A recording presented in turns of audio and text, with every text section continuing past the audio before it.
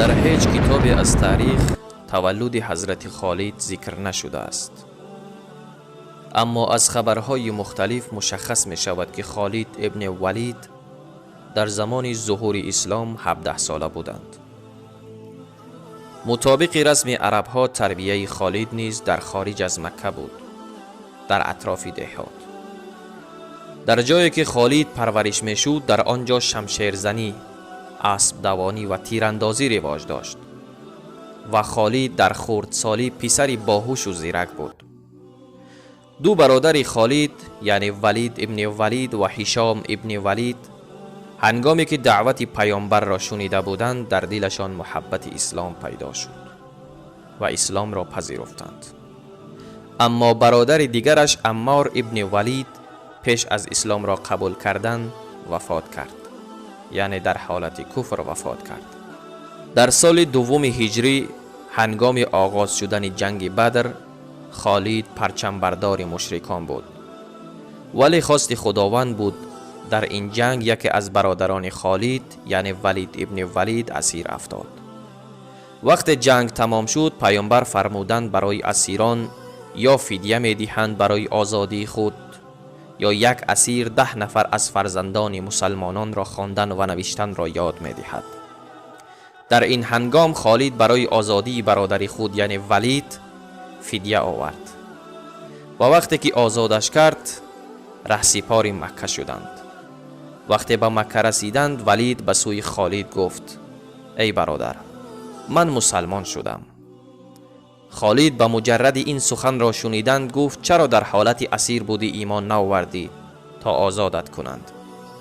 ولید گفت اگر در حالت اسیری هم ایمان می آوردم مردم می گفتند از ترس اسارت ایمان آورد. و به سوی خالد گفت هنگامی که من را مسلمان ها اسیر گرفته بودند آنچنان به من مهربان بودند که حتی برادر خونیت آنگونه مهربانی نمی کند.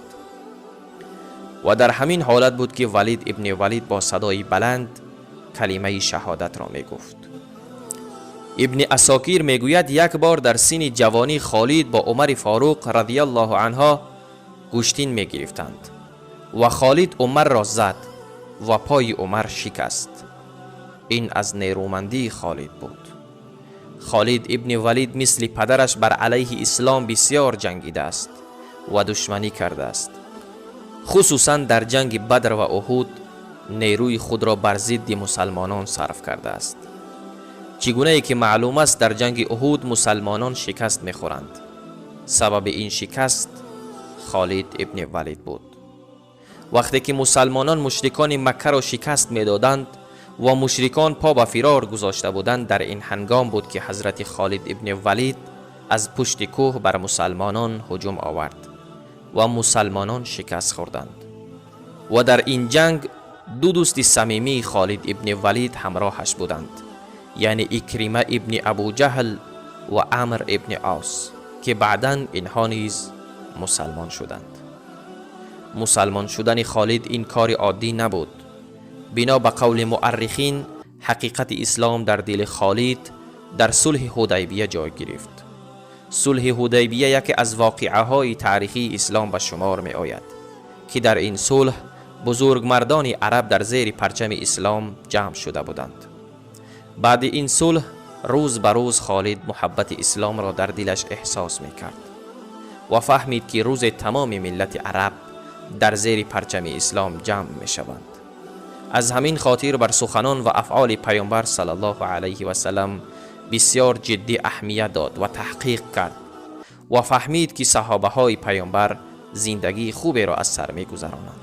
و از طرف دیگر از طریق وحی پیامبر صلی الله علیه و سلم خبردار شد که در دل خالد محبت اسلام رشد می کند.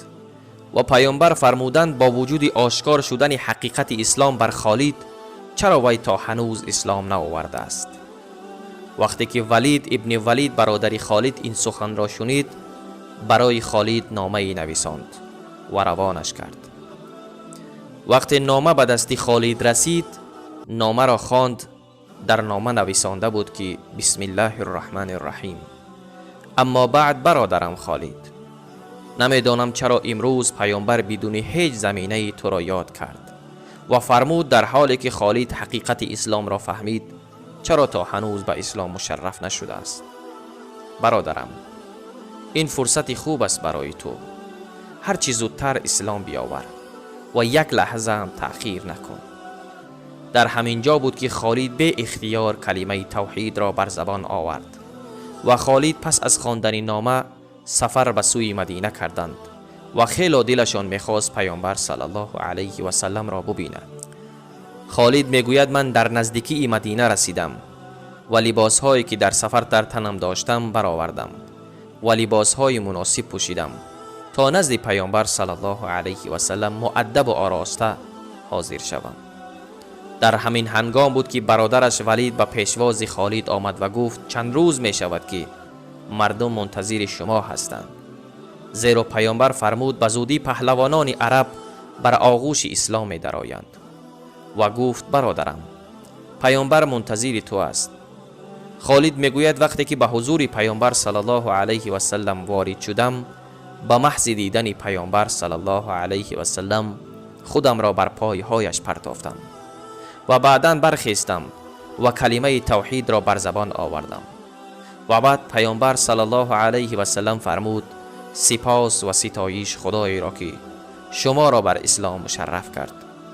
خالد گفت: ای پیامبر، آیا گناهان من بخشیده می شود در حالی که من برای اسلام بسیار ضرر آوردم؟